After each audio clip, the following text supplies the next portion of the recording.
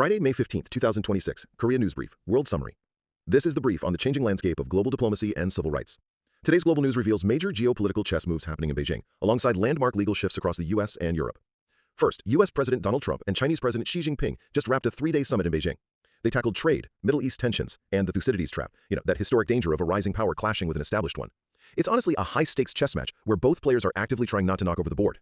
Second, as the U.S. and China figure out their footing, other players are rushing to Beijing to make their own moves. Russian President Vladimir Putin and the Pakistani Prime Minister are visiting right after. With world leaders literally lining up, you gotta ask, is Beijing the new Grand Central Station for global diplomacy? Finally, while alliances are redrawn abroad, massive legal lines are shifting in Western courts. The U.S. Supreme Court successfully blocked a lower court's restriction, keeping abortion pills available by mail.